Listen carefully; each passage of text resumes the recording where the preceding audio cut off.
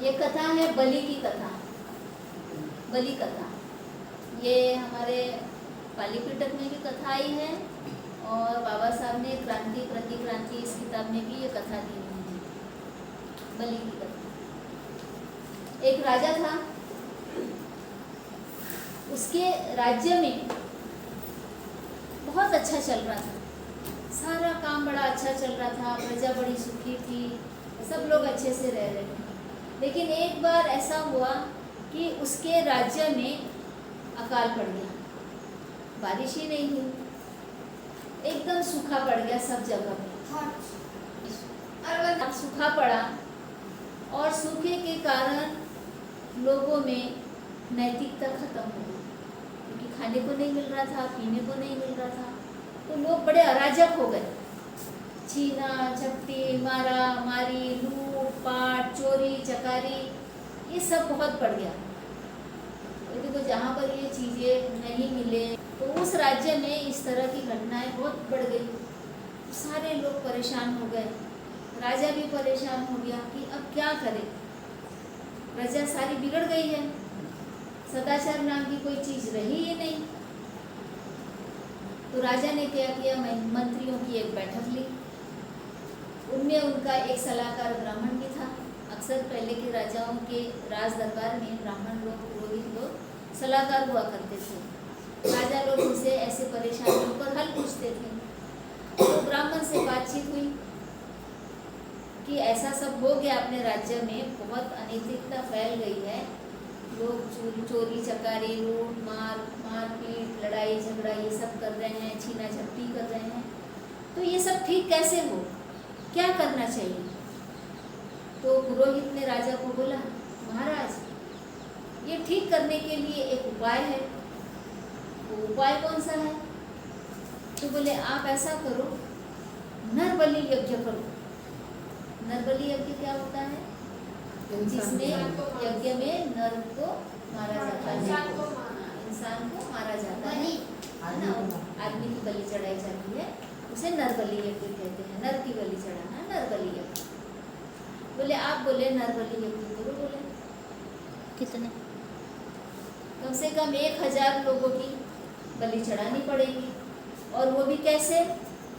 तो बोले कुछ दिन में कुछ लोगों की, फिर उसके बाद कुछ लोगों की, फिर कुछ लोगों की, ऐसे टप्पे टप्पे से यज्ञ बार बार करना पड़ेगा, कुछ दिनों तक, कुछ महीनों तक। तब बोले ये जाकर बोले कम होगा। राजा बड़ा विचार में पड़ गया, क्योंकि राजा श्रमण संस्कृति को मानने वाला था, बौद्ध विचारों का था। बोले ये तो सही नहीं लग रहा, इतनी हिंसा करना सही नहीं लग रहा। लेकिन पुरोहित का वो अपमान भी नहीं करना चाहते थे, पुरोहित की बात को नकारना भी नहीं चाहते थे। तो बोले ठीक है पुरोहित जी, मुझे थोड़ा सा सोचने के लिए वक्त दो, मैं सोचता हूँ क्या करना चाहिए। सबकी राय लेते हैं और फिर कुछ किसी नतीजे पर, निर्णय पर हम पहुँचते हैं। तो पुरोहित बोले ठीक है, तुम समय लो, जितनी जल्दी तुम करोगे उतनी जल्दी इस समस्या का समाधान हो जाएगा।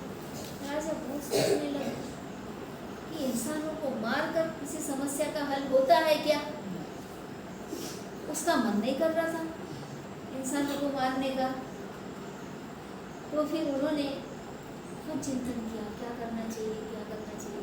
बोले इसने बोला है यज्ञ करना, तो यज्ञ करना है, लेकिन यज्ञों में किसकी बलि देनी है ये सोचना पड़ेगा। तो उसको एक उपाय सोचा, यज्ञ तो करना है, लेकिन कैसे, किनका हम उसमें बलि चढ़ाए। तो उन्होंने क्या किया, सारे अपने सिपाहियों को बुलाया और बोले ऐसा करो, राज्य में जाओ और ढिंडोरा पीट दो। ऐसे ऐसे ड्रम बजा के ढिंडोरा पीटते हैं ना, मराठी बोलते दवंडी, दवंडी पीटना, दवंडी पीटना बोलते हैं, दवंडी करना, हाँ ढिंडोरा पीटना, उस बात को पूरे राज्य में फैला देना का।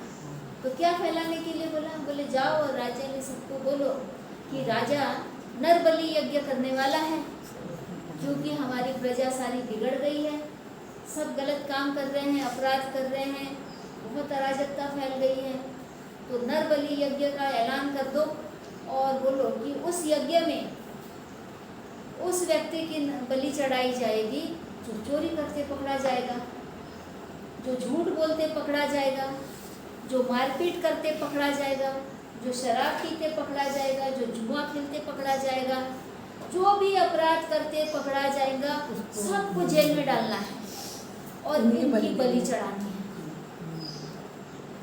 मंत्रियों ने वैसे ही किया, पूरे राज्य में ढिंढोरा पीट दिया। सुनो सुनो सुनो राज्यवासियों, सुनो, हमारे देश में राजा ने ऐलान किया है कि नर बलि यज्ञ किया जाएगा, इसलिए सारे लोगों की धरपकड़ शुरू हो गई है। जो भी कोई गलत काम करते पकड़ा जाएगा उन्हें जेल में डाला जाएगा। जेल में जिसको डालेंगे, जो अपराधी होगा, उसकी बलि चढ़ाई जाएगी यज्ञ में। सब जगह ये आवाज गूंजने लगी, सारे लोग आश्चर्य से देख रहे हैं, सुन रहे हैं कि बाप रे, नर बलि यज्ञ होने वाला है, उसमें जो भी अपराधी मिलेगा उसकी बलि चढ़ाई जाएगी। सारे घबरा गए, सारे डर गए, अब क्या हो, कैसा हो, सब दंग रह गए और डर के मारे लोगों ने घर में दुबकना शुरू कर दिया, सब घर के अंदर घुस गए। अगर घर में भी कोई मारपीट करते पकड़ा जाएगा, झगड़ा करते पकड़ा जाएगा, कोई अपनी औरत को मार रहा हो या किसी को मार रहा हो, तो उनको भी पकड़ा जाएगा, जेल में डाला जाएगा। घर के अंदर भी सब चिड़े चुप हो गए, शांत हो गए। अब क्या करें, डर के मारे सब ने अपराध करना बंद कर दिया। तो कहते हैं ना, लातों के भूत बातों से नहीं मानते। ये वो वाले भूत थे, वो भूत थे जो लातों के बिना नहीं मानते, है ना। हम तो सारे लोग डर के मारे सीधे हो गए, अपराधी ने किए, रोज घूम रहे हैं, रोज ढिंढोरा पीट रहे हैं कि कोई तो पकड़ में आए। कोई पकड़ में नहीं आ रहा, कोई पकड़ में ही नहीं आ रहा। सबने बंद कर दिया ना अपराध। सारे सिपाही परेशान हो गए। फिर तो होता है हम जेल में पकड़ के डाल दे ताकि उसकी बलि चढ़ाई जाए, कोई भी नहीं मिल रहा। रोज जा रहे हैं, रोज ढिंढोरा पीट रहे हैं, एक भी नहीं मिल, लेकिन कोई भी नहीं मिल रहा। सबने अपराध करना छोड़ दिया, जुआ खेलना छोड़ दिया, शराब पीना छोड़ दिया, लड़ाई करना छोड़ दिया, चोरी करना छोड़ दिया, लूटमार करना छोड़ दिया, छेड़छाड़ करना छोड़ दिया। बहुत दिन तक कोई नहीं मिल रहा है, रोज यही काम हो रहा है, रोज यही काम। अब पुरोहित बेचैन हो गया, अरे तो बिना बलि दिए इनको तो कोई मिल ही नहीं रहा है बलि चढ़ाने के लिए। अब यज्ञ होगा, परेशान हो गया, वो जा रहा है बार बार राजा के पास में, महाराज कब करा रहे हो नर बलि यज्ञ। महाराज बोलता है रुको, थोड़ा सा रुको, अभी तो कोई मिला ही नहीं है अपराधी। अपराधी जैसे ही मिलेगा हम यज्ञ करेंगे। कोई मिल तो जाए, नहीं तो बिना किसी अपराधी के किसकी बलि चढ़ाएंगे। महाराज परेशान, वो पुरोहित परेशान, वो विचार में पड़ गया। अब कैसा हो, महाराज ने तो कुछ अलग ही कर दिया, उसको दक्षिणा मिल ही नहीं रही। अब उसकी तो पूजा नहीं हो रही है, पाठ नहीं हो रहा है, उसको दक्षिणा नहीं मिल रही है, कोई कार्यक्रम हो ही नहीं रहा है। ऐसा करते करते काफी दिन बीत गए, लेकिन कोई अपराधी नहीं मिला। लोग सारे सुधर गए, बिना किए, डर के मारे, डर ही अग था, डर के मारे सब सुधर गए। मतलब हमारे जमाने ऐसे लोग हैं जो बिना डर के सुधरते ही नहीं है, प्यार से सुधरते ही नहीं है। वो सारे डर के मारे सुधर गए। और फिर पुरोहित गया, बोलता है महाराज कब करने वाले हो, काफी दिन बीत गए हैं, अभी तक तो जेल में तो कोई आया ही नहीं है, फिर कैसे करेंगे, आपको तो करना चाहिए, आपके राज्य में तो खुशहाली ऐसे ही आएगी यज्ञ करने से। बिना करे आगे खुशहाली। महाराज क्या बोलते हैं, पुरोहित जी मैं जो चाहता था वो तो हो गया। मैं क्या चाहता था, अपराध कोई ना करे, कि कोई अपराध ही ना करे, मेरे राज्य में सब सदाचारी हो जाए, सब अच्छे हो जाए, तो वो तो हो गया है, सारे लोग सुधर गए हैं, तो मुझे तो इसकी जरूरत ही नहीं है। अब क्यों हम करेंगे यज्ञ, अब यज्ञ करने की जरूरत ही खत्म हो गई है, तो क्यों करें। जो यज्ञ करने के बाद में अच्छा होने वाला था वो यज्ञ करने से पहले ही अच्छा हो गया है। सारे राज्य के वासी सारे सुधर गए हैं, अपराध छोड़ दिए हैं सबने, तो बोले यज्ञ की तो कोई जरूरत ही नहीं है। अब क्या बोलता पुरोहित, चुप हो गया, उसके पास में तो कोई जवाब ही नहीं था। अब महाराज बोले कि लोग तो अपराध करना छोड़ दिए हैं, हाँ, लेकिन इनको बख्शिश भी मिलनी चाहिए, है ना? सुधर गए तो बख्शिश मिलनी चाहिए ना। हाँ, तो फिर उन्होंने क्या किया, दवंडी पिटाई। बोले जो जो लोग अपराध नहीं करते हैं, जिनके पास में जमीन नहीं है, जिनके पास नौकरी नहीं है, जिनके पास अनाज नहीं है, वो सारे लोग अपने नाम लिखवा ले, हम उन सब की मदद करें। जिनके पास जमीन नहीं खेती के लिए उनको जमीन देंगे, जिनके पास नौकरी नहीं उनको नौकरी देंगे, जिनके पास अनाज नहीं उनको अनाज देंगे, लेकिन शर्त क्या है, वो अपराधी ना हो, वो अपराधी ना हो, है ना? उनके नाम पर कोई क्राइम ना हो। इस तरह की दवंडी पिटा दी और फिर सबको नाम लिखने के लिए बोल दिया। बड़े खुश हो गए, वाह ये तो बहुत अच्छी बात है, अगर ऐसा हो जाए तो हमें तो अपराध करने की ज़रूरत ही नहीं और हम भूखे भी नहीं मरेंगे। सबको काम चाहिए, रोजगार चाहिए, खाने के लिए अनाज चाहिए।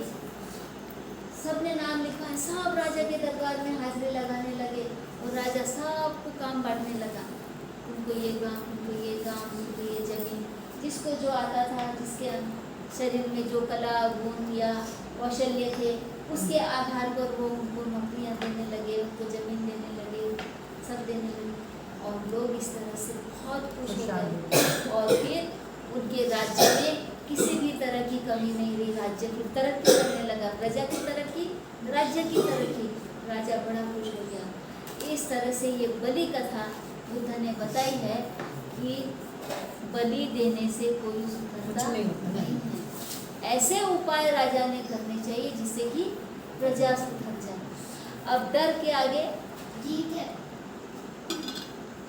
डर के आगे जीत है, डर के आगे अच्छे अच्छे सुधर जाते हैं, है ना? कौन सा डर, कौन सा डर? सजा मिलने का डर, दंड मिलने का डर, है ना? वो दंड से डर गए ना, नहीं तो उनकी तो यज्ञ में बलि चढ़ा दी जाती, उनको फांसी दे। अगर हम बोलेंगे कि तुमने अगर किसी के साथ गलत किया तो तुमको फांसी देंगे, वो करेगा क्या गलत काम?